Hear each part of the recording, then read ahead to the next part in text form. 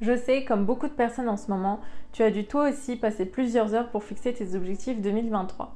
Mais le plus important, on est d'accord, c'est de les fixer correctement. Donc dans cette vidéo, je vais t'aider à les fixer et à les définir sans même utiliser la méthode SMART, mais en utilisant la méthode des 9 P, qui est tout droit tirée d'un outil de préparation mentale, la méthode Target. Alors avant toute chose, un objectif, qu'est-ce que c'est? Pour vous, j'ai été regarder la définition dans le dictionnaire Larousse, et d'après Larousse, un objectif, c'est un but, un cible, quelque chose qu'on doit atteindre. Donc j'aimerais maintenant vous faire comprendre la différence entre un objectif et un souhait. Parce que toujours dans le Larousse, un souhait pour eux, c'est un désir d'obtenir quelque chose, de voir un événement se produire. Et je pense que vous serez d'accord avec moi, c'est que quand on désire quelque chose, quand on a un souhait, généralement on le souhaite et ça s'arrête là. On ne s'assoit pas pour essayer d'atteindre ce souhait, pour essayer de faire en sorte que ça se concrétise. Eh bien, c'est de ça que je voulais vous parler. C'est-à-dire que le fait de fixer des objectifs, eh bien, c'est quelque chose de super important. Si vous ne voulez pas être des entrepreneurs, comme on le dit souvent, c'est-à-dire des entrepreneurs qui désirent, mais des entrepreneurs qui passent à l'action et qui atteignent des objectifs, il va falloir au moins une fois dans votre vie vous poser et définir clairement ces objectifs. Alors, avant de vous dévoiler la méthode pour fixer vos objectifs, sachez qu'il existe deux types d'objectifs. Un objectif de résultat, donc ça c'est un objectif qui va dépendre de quelque chose ou de quelqu'un d'autre et dans ces cas-là, eh bien c'est anxiogène. Et un objectif de maîtrise, donc dans ces cas-là, c'est un objectif de maîtrise d'une technique, d'une compétence par exemple, et dans ces cas-là, ça ne tient qu'à vous et donc c'est très motivant. Alors comment fixer ces objectifs donc selon la méthode des 9 P, qui est donc la méthode Target? Eh bien, avant de fixer des objectifs, il faut que vous soyez d'accord sur le fait que ce soit relié à vos raisons d'être. Parce que oui, là je vais vous demander de fixer vos objectifs et malheureusement, certaines personnes, ce qu'ils vont faire, eh bien, c'est qu'elles vont noter les objectifs de quelqu'un d'autre. On a tous été influencés par les objectifs des autres, le tableau de visualisation des autres, les envies des autres, mais finalement il faut revenir à soi-même, il faut se concentrer sur soi-même et réfléchir à ce qui nous fait réellement plaisir. Quels sont mes objectifs qui se rapportent à mes raisons d'être, à mes pourquoi, à ce qui me fait réellement vibrer dans la vie? Vous n'êtes pas obligé de mettre comme objectif par exemple, sortir mon livre, écrire mon premier livre en 2023, si c'est l'objectif d'un entrepreneur que vous suivez en ligne, si c'est l'objectif d'un de vos amis entrepreneurs par exemple. Si vous voulez continuer à écrire des articles de blog, je dis n'importe quoi, c'est un exemple, eh bien tant mieux. Enfin, faites en sorte d'en écrire peut-être plus ou des articles beaucoup plus optimisés cette année. Enfin, revoyez votre objectif en fonction de... en rapport avec cette thématique-là, mais pas de vous fixer des objectifs qui ne sont pas les vôtres. Donc ça, c'est super important parce que si il n'y a aucun lien avec vos désirs profonds, que vous soyez là à mettre un plan d'action, à organiser vos journées, vos mois, etc., dans tous les cas, ça ne va pas être atteint et si jamais ça l'est, ça va être à contre-cœur puisque de base, ça ne vous intéresse pas. Donc vraiment, faites attention à ça et ensuite, à vous de fixer les objectifs correctement et de les atteindre. Alors la méthode que je vais utiliser aujourd'hui avec vous, donc c'est la méthode des 9 P, donc tirée de la méthode Target. Et la méthode des 9 P consiste à justement 9 critères spécifiques pour l'identification et la fixation des objectifs. Alors le premier P, c'est particulier. Donc l'objectif est-il particulier à mes raisons d'être? Donc comme je disais tout à l'heure, est-ce que ce sont vraiment mes objectifs qui me tiennent à cœur ou des objectifs de quelqu'un d'autre et je me laisse influencer par exemple par ce que la société veut ou par ce que mes amis veulent ou par ce que les entrepreneurs que j'admire sur les réseaux sociaux veulent. Deuxième P, c'est le P de précis.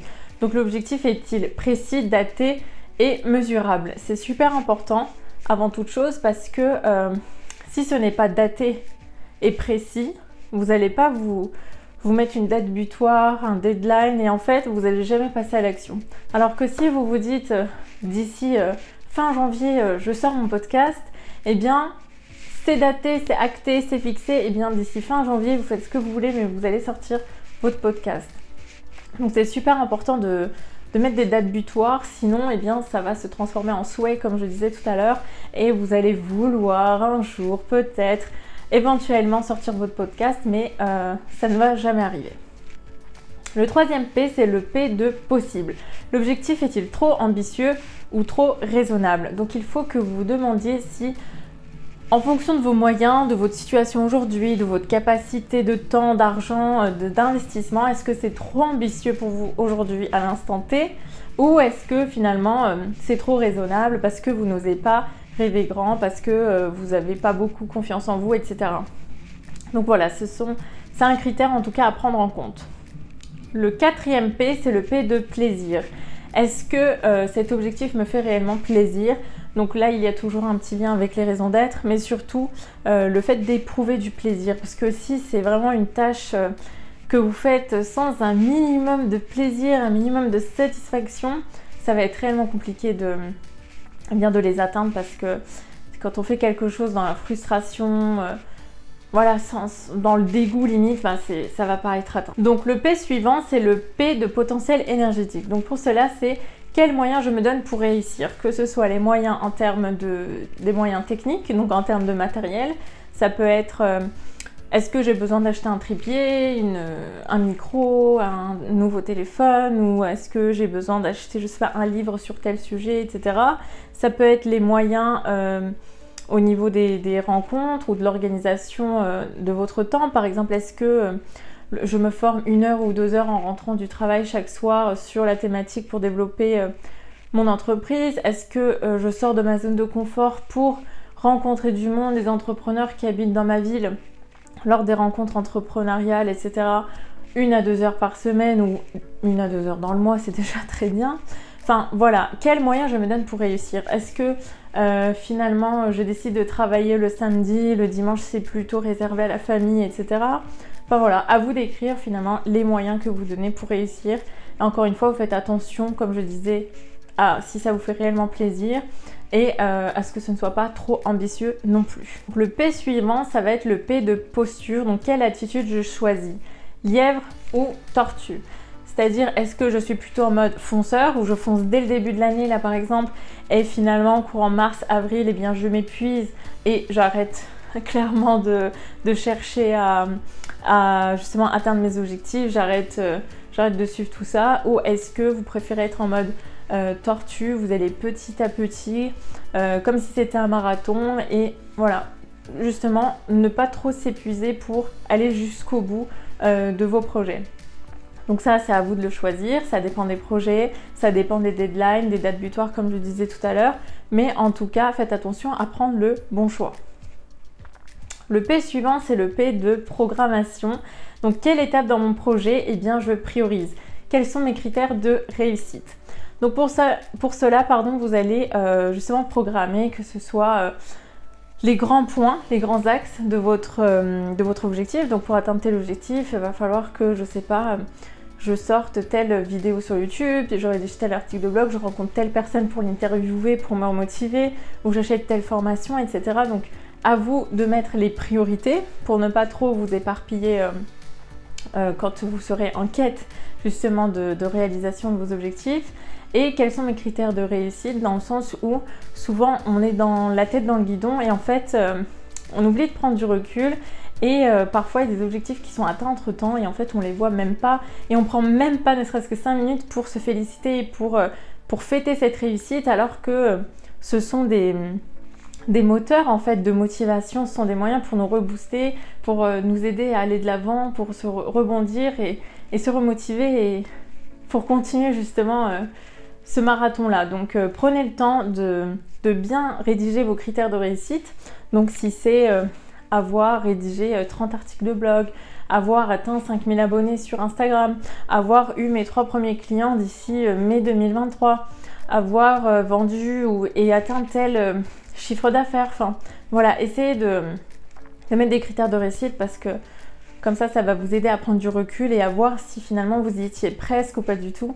Alors que quand on dit, je sais pas, ça peut être se lancer dans le podcast, ok cool, enfin si vous faites 1 ou 2 épisodes, ça va être top, mais ça se trouve vous n'allez pas être satisfait puisque vous allez dire oui mais finalement j'en ai pas fait tant que ça, etc. Mais en fait c'était pas déjà clair et précis dès le début. Donc si le but c'était ne serait-ce que d'en sortir un seul, bien là pour le coup ça a été atteint, donc c'est motivant, etc. Mais si vous attendiez à au moins une dizaine de podcasts, dans ces cas-là, donc ce n'est pas motivant du tout. Donc le P suivant, ça va être le P de planification. Donc pour cela, à vous de planifier ces objectifs et vos priorités. Donc soit au travers d'un planning annuel, ou d'ailleurs de tout, ce qui est le mieux. Donc d'un planning annuel, d'un planning mensuel, hebdomadaire et quotidien. Donc pour cela, vous écrivez vos objectifs pour l'année ou pour les 6 prochains mois au moins. Et ensuite, en fonction de chaque mois, chaque tâche qui doit être accomplie pour atteindre cet objectif d'ici 6 mois, 1 an, eh bien vous rédigez ça de façon à ce que ce soit clair et précis. Et vous faites la même chose donc mensuellement, de façon à le faire également toutes les semaines et quotidiennement pour que ce soit clair dans votre tête. Le P suivant, c'est le P des mes priorités au quotidien. Donc pour cela, comment vous allez gérer votre temps pour atteindre cet objectif et également vos principes d'action. Donc qu'est-ce que vous allez faire au quotidien et quel temps vous allez allouer pour telle ou telle tâche. Donc ça aussi c'est important pour vous aider à mettre en place les bonnes actions et mettre en place donc ce qui est prioritaire. Surtout si vous n'avez pas beaucoup de temps, si vous travaillez à côté, si vous avez une vie de famille, si vous avez des enfants, etc. C'est pas évident, donc autant utiliser son temps pour des choses qui sont vraiment primordiales dans le développement de son business et pas des choses qui peuvent être finalement secondaires et pas si importantes que ça. Alors maintenant que vous avez fixé vos objectifs avec la méthode des 9 P, parce que oui, au total, si vous comptez bien, on est bien à 9, et bien maintenant à vous de vous engager envers vous-même ou envers quelqu'un d'autre pour pouvoir les atteindre. Donc soit vous allez vous engager auprès de vos amis, de votre audience sur les réseaux sociaux, de votre communauté, de vos parents, de votre conjointe en lui disant écoute, moi d'ici telle date, eh bien, je vais accomplir tel objectif, j'ai revu mes priorités, c'est bien en lien avec mes raisons d'être, je prends du plaisir à y atteindre, j'ai fixé mes priorités, j'ai tout organisé, etc. Ou soit vous engagez envers vous-même. Et pour cela, je vous invite à utiliser un site que vraiment j'adore, c'est le site FutureMe. Et en fait, c'est un site qui vous permet de rédiger une lettre, donc un email, quand je dis lettre, c'est sous format email, donc une lettre pour le futur. Moi, c'est un site que j'utilise depuis 2 ans maintenant, et en fait, ce qui est top, c'est que de temps en temps, je m'écris des lettres, donc à des moments assez spécifiques. Donc là, notamment, j'en ai rédigé j'ai rédigé une lettre, pardon, la semaine dernière, donc c'était la première semaine de janvier. Et je vais recevoir cette lettre fin mars, parce que je voulais faire le bilan déjà au bout de 3 mois pour voir où j'en suis. J'ai rédigé mes objectifs, etc. Donc voilà, vous rédigez un email, vous pouvez commencer cher aujourd'hui, normalement, j'espère que tu vas bien, etc. Enfin, moi j'ai l'habitude de me parler comme ça, j'espère que tu es toujours, je sais pas, heureuse, en contact avec telle ou telle personne, avec tes amis, etc., que tout se passe bien. Et ensuite, j'écris mes objectifs personnels et professionnels. Et donc, en disant, normalement, à cette date, tu as atteint telle chose, tu t'es formé sur telle chose, etc. Et c'est un bon moyen déjà de voir si les objectifs court terme sont bien atteints. Enfin, pour moi, 3 mois, c'est assez court, donc je dis court terme. Vous pouvez également vous rédiger la lettre pour dans 1 mois, l'année d'après, enfin à vous de voir comme vous voulez, vous pouvez même vous rédiger plusieurs lettres à la fois. Mais moi j'aime bien faire au fur et à mesure. Et donc ça vous permet de faire le bilan sur vos objectifs pro et perso, et aussi sur de voir si finalement les objectifs fixés il y a 3 mois sont toujours vos objectifs aujourd'hui. Parce que dans le temps, on peut très bien changer d'avis, changer d'objectif. Finalement, un sujet ne nous passionne plus.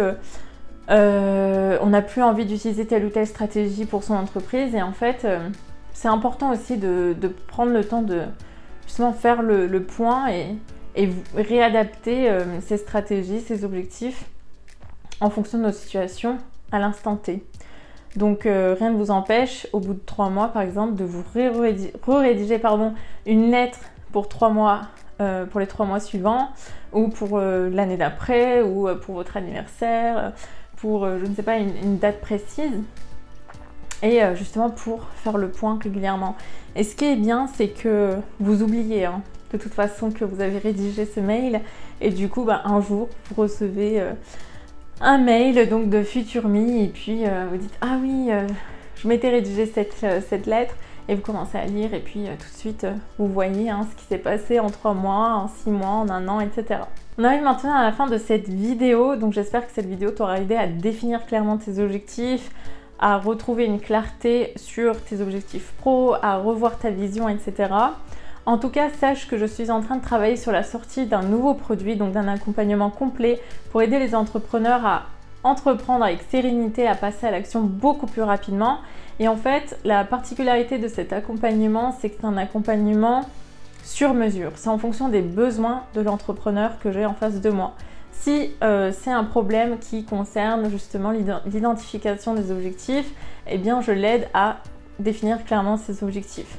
Si c'est un problème sur les croyances limitantes, la personne n'ose pas passer à l'action, a peur du regard des autres, etc., eh bien on travaillera sur ça principalement. Si c'est un problème de concentration, d'organisation par exemple, on travaillera sur ça principalement.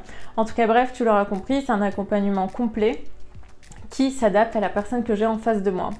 Si toi aussi tu veux connaître mes objectifs 2023 et notamment mon bilan 2022, je t'invite à regarder la vidéo qui s'affichera juste en haut à droite normalement de cette vidéo. En tout cas, je te souhaite beaucoup de succès pour cette année et je te dis à très vite dans une prochaine vidéo.